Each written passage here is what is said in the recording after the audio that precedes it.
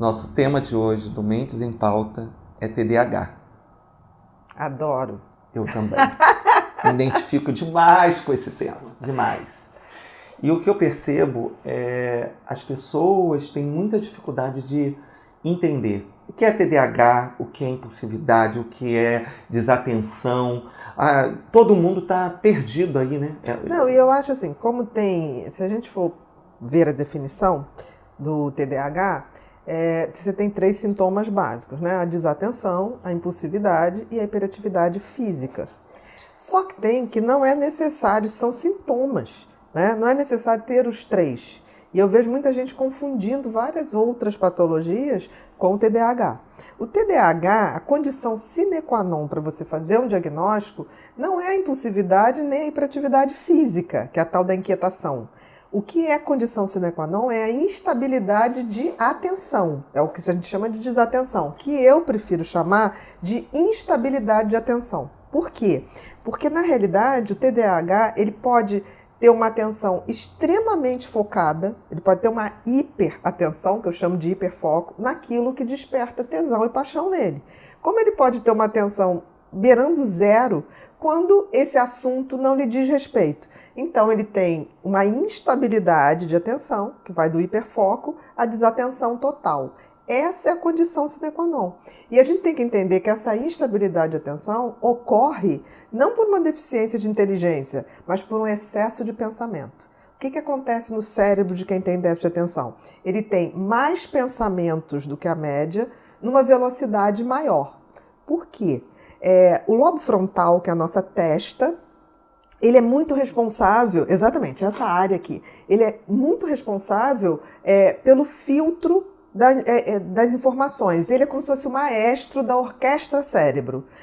O lobo frontal de quem tem déficit de atenção, ele vem funcionando um pouquinho menos. Então, isso significa que esse freio, esse harmonizador da atividade cerebral, que são os pensamentos, ele está freando menos. É como se o cérebro como um todo tivesse uma velocidade maior. Por isso que o TDAH não presta atenção, porque na hora que ele está aqui, ele já está pensando em outra coisa, ele está em outro lugar. Que durante muito tempo se falou, fulano está no mundo da Lua. Ele não está na Lua, ele está em vários outros lugares, pode ser que também na Lua. Então, isso é a condição sine qua non. A impulsividade e a hiperatividade física pode estar presente também, mas não é a condição sine qua non. Porque, por exemplo, hiperatividade física você pode ter nos transtornos do espectro autista, e nem por isso você tem déficit de atenção. A impulsividade você pode ter nos transtornos impulsivos, você pode ter na personalidade borderline, e nem por isso eles têm déficit de atenção. Então, isso é muito marcado. Eu acho que isso é o grande desafio da gente entender que aquele cérebro, ele tem uma instabilidade, ele pode ter muita atenção, ou beirar 0 de atenção, mas pelo excesso de atividade cerebral. Uma coisa engraçada que sempre me ocorre no consultório com os pacientes, os pais, né? Não Sim. Os pacientes. Os pais chegam e falam assim, não, mas meu filho não é TDAH não, porque ele tem um foco de atenção no jogo, ele fica ali quietinho que a gente esquece dele. Sim, né? É o hiperfoco. É o hiperfoco. Porque aquilo que dá prazer, e isso também é um perigo. Por quê? O que é prazer? O que é o que dá prazer? Tudo que entra no organismo, seja em termos de substância química ou de atividade, ou de fazer alguma atividade, que dá prazer, libera uma substância chamada dopamina dentro do cérebro. A dopamina é a grande substância que faz o lobo frontal funcionar, que faz esse freio da atividade cerebral funcionar. É como se fosse a pastilha do freio, como se fosse a habilidade que dá habilidade ao maestro, que pega essa orquestra cérebro. Então, o que acontece? A dopamina, uma pessoa que tem déficit de atenção, ela nasce produzindo menos essa dopamina. Então, ele vai buscar essa dopamina. E, em geral, vai buscar fazendo o quê? Coisas que dão prazeres imediatos. Vai orquestrando ali, né? Sim, mas ele vai buscar porque ele falta nele. Então, ele vai buscar coisas que dão prazer imediato. Não é à toa que quem tem déficit de atenção tem uma predisposição a se envolver com vícios. Com vícios. Isso é o grande perigo na adolescência. Existem muitas pessoas, né, Bia, que falam muito sobre os medicamentos, né? Principalmente leigos acham que tudo tem que medicar. Não, e o pior no déficit de atenção é que as pessoas acham que só existe um medicamento para o déficit de atenção, o que é uma grande mentira.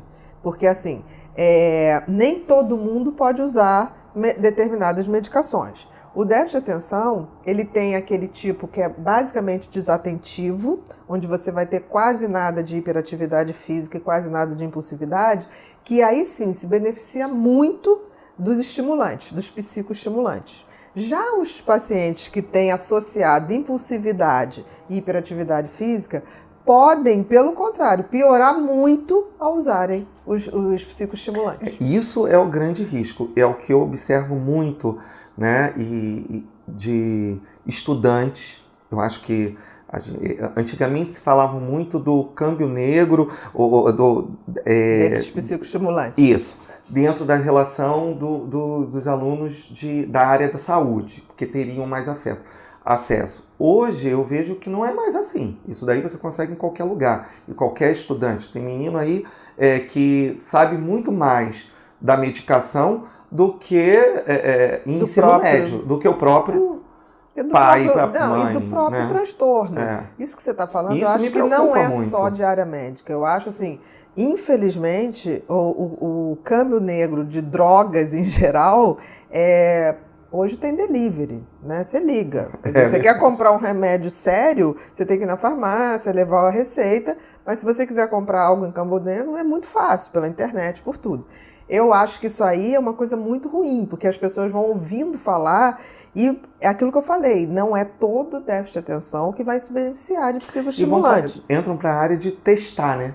Eu acho que eu vou testar esse medicamento. Não, tem gente que usa remédio para déficit de atenção para pular carnaval. Então, assim, e que é uma loucura, porque o efeito, quando é bem indicado para o déficit de atenção, a medicação cai muito bem, sem efeitos colaterais.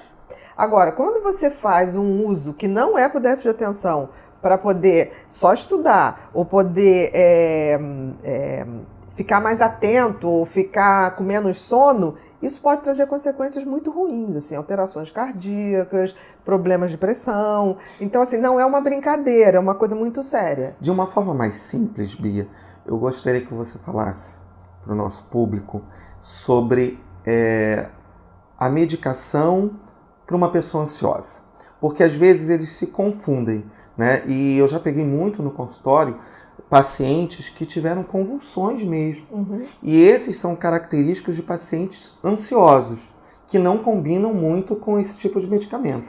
A gente tem que ter muito pode cuidado. Falar isso? A gente tem que ter muito... Primeiro o seguinte, não aconteceria isso se as pessoas pedissem exames antes de dar remédio. Porque com os exames bem pedidos, você separa qual é o déficit de atenção purinho daquele que já tem comorbidade, tipo ansiedade generalizada ou pânico. Por exemplo, quem tem pânico e ansiedade generalizada associada ao déficit de atenção, não pode fazer psicoestimulante, porque vai panicar, pode ter convulsão, pode ter uma série de coisas.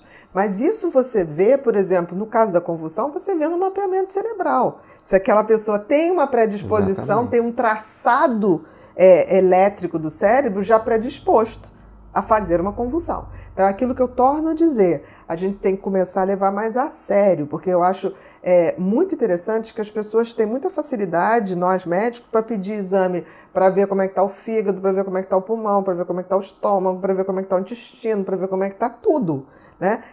E a gente não pede para ver como é que está o cérebro. Que na realidade devia ser o primeiro. Vamos ver como é que está o cérebro e vamos ver como é que está o corpo.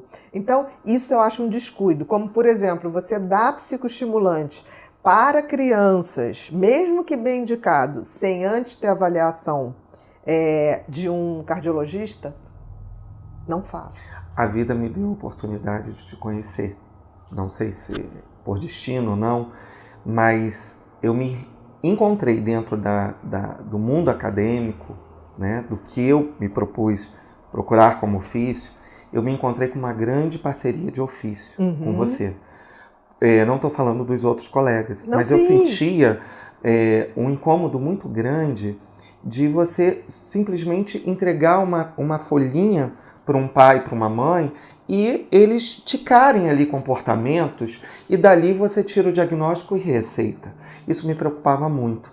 E até que eu entrei nesse universo, né, com você, e me identifiquei muito porque eu nunca neguei a ninguém que eu sou um TDAH, mas você simplesmente, logo quando eu te conheci, você traçou uma lista, um protocolo. E você sempre fala isso comigo, assim.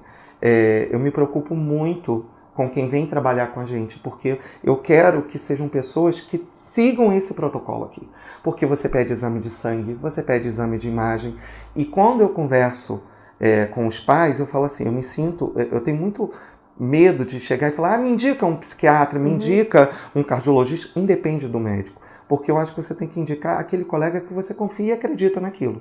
Então, o seu protocolo é um protocolo que me conforta. Quando vem um pai, quando vem uma mãe, porque é exatamente isso, antes de medicar. E é importante que isso não me exime de erro, mas diminui muito, muito a probabilidade da gente acontecer errar, essas coisas. da gente errar. Então, assim, longe de ser uma coisa perfeita, mas a gente pelo menos tem uma base sólida, por onde a gente vai começar, o que pode dar errado, como consertar, abre possibilidades. Eu sempre digo o seguinte, eu sempre vou ter 3 opções para cada caso que eu vou tratar, a B e a C. Eu sempre começo pela mais simples e vou até a mais sofisticada, mas sempre passando etapa por etapa.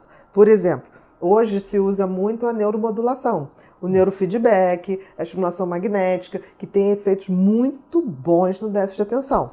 Ambos, mas com variações. A estimulação, primeiro, para tirar de um quadro de depressão, de pânico, reerguer, e o neurofeedback para dar aquela estabilidade, principalmente a famosa coerência. A coerência e facilitar a questão do aprendizado, do foco. Mas a gente também tem que saber a hora de escolher cada um. E eu não vou começar por isso. Eu vou começar com a coisa mais simples. Pode ser que o paciente que tem déficit de atenção responda com doses muito pequenas de medicação. Por quê? Porque é um tipo de funcionamento cerebral, não é uma doença em si. Então não tem esse protocolo, tipo assim, ele tem que usar 30 miligramas, 40, 50 de metilfenidato. Não, pode ser que ele responda a 5 miligramas, a 10 miligramas. Isso é outra coisa, vamos começar pequeno. Porque se responder com pequeno, ótimo. Qual é a melhor medicação ou esquema terapêutico? A menor quantidade com a maior eficácia. Então, parar de começar a medicar pelo que a bula diz. Vamos medicar o paciente. A resposta do paciente. Se ele responde com pouco, vai ser pouco. E esses tratamentos de neuromodulação, a gente percebe muito que é um tipo de tratamento que eu acho que não precisa ser para todo mundo, mas é um tratamento que atinge e tem trago muitas respostas para aqueles nossos pacientes que já têm uma intoxicação de medicamentos, porque dentro desses últimos anos de experiência do nosso trabalho junto, eu observo assim, que as pessoas já estão cansadas, elas já passaram por vários tipos de tratamento. Não só cansaço, mas existe uma coisa que está acontecendo, que aconteceu com os antibióticos no passado, de tanto usar de uma maneira sem critério, né? Eles deixaram de fazer efeito. Exato. E os remédios estão acontecendo isso. As pessoas estão banalizando o uso de medicação, seja antidepressiva, seja psicoestimulante, eles deixam de fazer efeito. Então, o que está acontecendo é que a gente está tendo que rever quantidade de medicamento, quando está indicada, quando é a hora que você tem que entrar com a neuromodulação para quase restaurar aquele cérebro e botar ele no novo caminho. E uma coisa assim, interessante para a gente indo fechando, a minha experiência de você poder unir a neuromodulação e a terapia junto, em tempo real, tem trago muitas respostas. Isso foi uma coisa que quando eu te propus, você ficou um pouco assustado. Aliás, você me propõe algumas coisas, às vezes, que me assusta, bem, você é um mas terapeuta. eu acho que é muito bom. E eu sempre tive essa sensação de que na hora que você consegue fazer a neuromodulação com uma intervenção psicoterápica simultaneamente, você abre aquele cérebro para que ele possa captar os efeitos da psicoterapia com muito mais habilidade, com muito mais potência. E está dando certo. Obrigado, Bia.